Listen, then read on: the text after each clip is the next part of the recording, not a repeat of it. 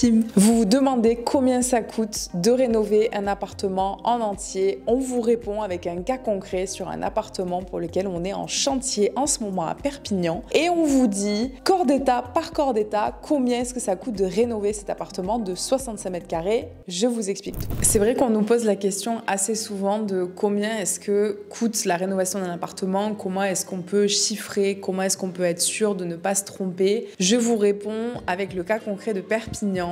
Déjà, premièrement, si je peux vous donner un tips sur la manière de faire chiffrer, n'hésitez pas sur les premières visites à prendre énormément de photos, de vidéos, de faire des petits croquis à main levée pour se rappeler un petit peu des choses qui vous semblent être à changer, à chiffrer, etc. Et ensuite, du coup, d'essayer de se faire un petit chiffrage avec une fourchette de prix ou alors de le montrer déjà à des artisans si vous pouvez. Et si vous avez l'opportunité de faire venir quelqu'un sur place, ça peut vous rassurer peut-être, ça peut vous aider à avoir un chiffrage beaucoup plus précis. Ensuite, faites venir plusieurs artisans. À moins qu'un jour vous ayez des artisans de confiance avec lesquels vous avez l'habitude de travailler et que vous ferez toujours venir sur vos chantiers pour être sûr de pouvoir comparer un petit peu au début les différences de prix pour ne pas se faire avoir et aussi pour comprendre un petit peu où est-ce que peuvent se situer les disparités. Est-ce que c'est vraiment parce qu'il y a une qualité par rapport à ce qui est utilisé sur les matériaux ou est-ce que c'est la main-d'œuvre qui est un petit peu plus chère chez l'un ou chez l'autre. Donc c'est important de pouvoir comparer, surtout au début quand on n'a pas trop l'habitude.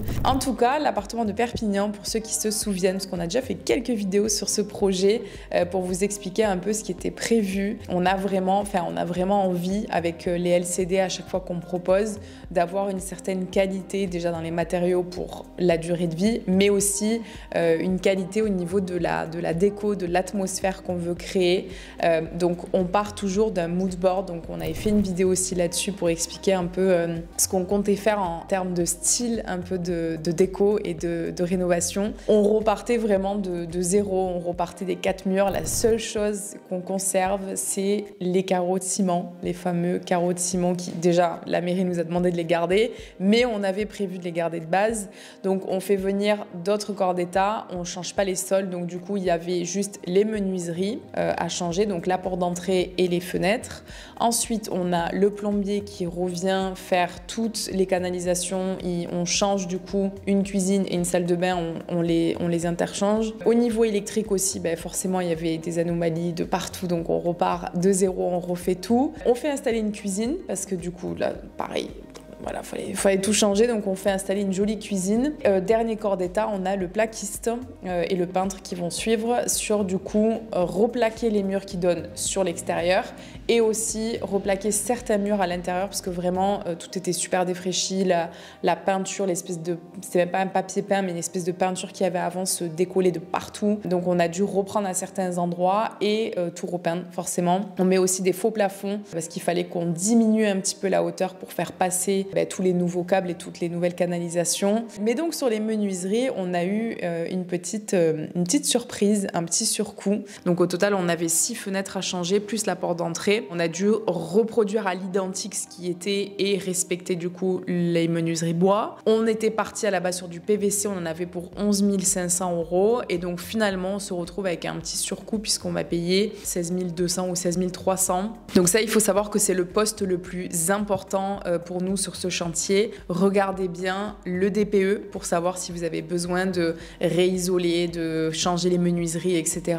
Parce que c'est des postes qui peuvent très vite se chiffrer. Nous, on en avait conscience, on le savait, c'était prévu, mais c'est ce qui peut chiffrer le plus rapidement. Ensuite, on a 2 postes aussi qui sont, 3 postes en soi qui sont assez importants. Je dis ça, mais tous les postes sont assez importants. Pour la plâtrerie, on refait tous les murs qui donnent sur l'extérieur pour être sûr d'avoir une meilleure isolation. Et on refait donc certains murs dans l'appartement. Il y a aussi dans ce devis-là le compte de la démolition parce qu'on a enlevé un mur qui séparait la salle de bain de l'époque avec le séjour qui pour nous devient une cuisine ouverte sur le séjour. Donc on a démoli ce mur-là et on a démoli aussi un petit mur dans notre future salle de bain pour pouvoir caler du coup notre douche. Là, on en a eu pour 12 900 € parce qu'il y a notamment aussi toute la reprise des plafonds. Tout est en faux plafond. Au niveau de l'électricité, on est à 8 000 €. Donc 8 000 € pour une reprise complète. Donc je parle de toutes les gaines, je parle du tableau électrique, je parle de toutes les prises, de toutes les va-et-vient, les plafonniers, etc. La seule chose du coup qui ne rentre pas en compte dans ce devis, c'est les radiateurs. C'est-à-dire que nous, on va les fournir. On avait du gaz jusque-là dans l'appartement. Donc déjà, on a fait une dépose de gaz avec GRDF. On a le plombier qui a fait du coup la dépose de tous les radiateurs actuels. Et nous, on fait un changement en électrique. Donc déjà parce que ça coûte moins cher à la conso, même si faire ce changement, ça coûte un peu d'argent. Au final, sur la consommation, on va se rattraper. Et vu qu'on fait de la LCD et qu'au final, on n'a pas vraiment le contrôle sur ce que vont dépenser nos futurs locataires, au moins, on est sûr de réguler un peu et de pas être au gaz, quoi. Donc nous, la seule chose, c'est qu'on va fournir les radiateurs parce que ça, c'est une des choses sur lesquelles vous pouvez faire des économies. C'est de dire parfois aux artisans, écoutez, vous ne fournissez pas ça, c'est moi qui le fournis, vous prévoyez la pause. Comme ça, il n'y a que la main d'œuvre, mais ils se prennent pas le petit plus sur les appareillages, quoi. Donc on a fait la même chose avec le plombier, l'appareil. Donc il y a la dépose du gaz, donc lui, il a enlevé tous les anciens radiateurs, toutes les anciennes canalisations de gaz.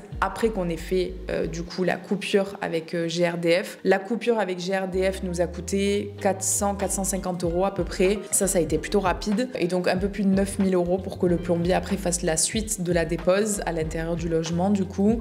Créer une toute nouvelle salle de bain, créer tout ce qu'il faut pour les arrivées, les évacuations d'eau de la cuisine, dans les faux plafonds, passer ce qu'il faut pour la VMC et installer une nouvelle chaudière. Donc ça, c'est pour les corps d'état, donc on va dire les 4 corps d'état qui coûtent le plus cher. Et ensuite, on a le côté un peu plus esthétique aménagement, donc peinture et cuisine. Donc pour la peinture, on en a pour un peu plus de 10 000 €. Il y a énormément de peintures, d'anciennes peintures qui se décollent, donc du coup, il faut d'abord déjà gratter. Donc en fait, la préparation des supports prend beaucoup de temps. Il n'y a que au niveau du plafond où ce sera plus simple parce que une fois que les bandes elles sont faites par le plaquiste et que c'est poncé, du coup le peintre il repart vraiment d'une base très lisse, très propre, alors que c'est les murs qui demanderont un petit peu plus de travail. Sinon, si vous avez envie de réduire les coûts et qu'il y a certains travaux que vous voulez faire vous-même, sachez que pour la peinture, il existe la location de machines qui projettent directement. Et donc clairement, en un week-end, un appartement de 65 mètres carrés peut être fait. Nous, on a fait le choix là cette fois-ci de pas le faire nous-mêmes parce qu'on a déjà fait, on a déjà donné, mais on a plus le temps. Donc pour la cuisine, on a choisi de la faire chez Noblessa. Donc c'est un cuisiniste qui a un rapport qualité-prix qui est super intéressant parce qu'ils dépendent directement d'une usine. Forcément, ils ont donc les coûts moins chers. Il n'y a pas de différence si par exemple on choisit d'avoir des poignées ou d'avoir les poignées encastrées. Donc il y a la possibilité vraiment d'avoir des jolies options que chez un autre cuisiniste on paierait plus cher. Donc, on n'est pas toujours obligé de changer la cuisine, mais là on repartait vraiment d'un appart qui n'était pas habité depuis plus de 10 ans. Donc je vous laisse imaginer l'état de tout ce qu'il y avait. Donc on a été obligé de tout enlever et de recommencer à zéro, mais on a choisi de se faire plaisir à chaque fois et de mettre des cuisines qu'on ne mettrait pas forcément chez nous ou qu'on aurait envie de mettre chez nous mais qu'on peut pas changer tous les 2 ou 3 ans. Et donc on est parti sur du bois parce que quand il y a du parquet, avoir une cuisine bois j'aime pas beaucoup, mais là on a du carreau de ciment partout, donc c'était l'occasion vraiment de partir sur des façades bois. En tout cas on s'est régalé là-dessus. En termes de meubles, on paye un peu moins de 4 000 € et ensuite il y a à peu près 2 500 € d'électroménager, donc il y en a pour 6 6 à peu près. Là aussi, sur l'électroménager, nous, on va commander la majorité des choses, même si on a choisi de faire de l'encastrable surtout, parce que l'encastrable, c'est quand même beaucoup plus joli pour avoir toute une unité sur les façades. On commande sur Ubaldi, ça sera livré et posé par le cuisiniste. Donc là aussi, ça nous permet de pas qu'ils se prennent pas une marge sur l'électroménager et de juste le faire poser par le poseur par la suite. Il faut faire attention quand vous réfléchissez aux cuisines, c'est que très souvent, l'électroménager prend déjà beaucoup de place, donc il faut quand même un certain nombre d'éléments dans la cuisine. Il en faut au moins 5-6 pour avoir au moins un petit peu de rangement, ou alors si vous n'en avez pas beaucoup, là nous sur cette cuisine on n'en aura pas beaucoup, ce qu'on va faire c'est qu'on va poser ensuite un îlot central qu'on ne fait pas faire par le cuisiniste mais qu'on va imaginer avec un meuble qu'on va chiner, par exemple vous savez les gros buffets qui peuvent être un petit peu plus hauts, qui peuvent faire un peu îlot central, voire même bar / table. Pour de la LCD c'est très bien, ça fait un effet un peu joli quand on rentre dans l'appartement, donc voilà. cinéma et ça nous permettra aussi d'avoir du rangement en plus. Et enfin, le dernier coût de cet appartement, alors ça c'est vraiment quelque chose que je vous conseille de faire quand vous partez sur des travaux comme nous là où on est obligé de tout refaire et que on a quand même plusieurs mois de chantier, de prendre une dommage ouvrage. Nous du coup on s'est couvert là-dessus parce que de un, si jamais il y a des soucis par la suite on est couvert, mais aussi parce qu'il y a une protection juridique qui est incluse dedans, qui veut dire que si jamais il y a un problème sur le chantier pendant la durée des travaux, on est aussi couvert sur la partie juridique si on a besoin de faire des courriers, si on a besoin de faire un appel à un conseil, etc. On a des personnes qui sont là pour nous répondre, c'est pris en compte. Ça a été basé sur à peu près 50 000 euros de travaux, 50 ou 55 000 euros de travaux.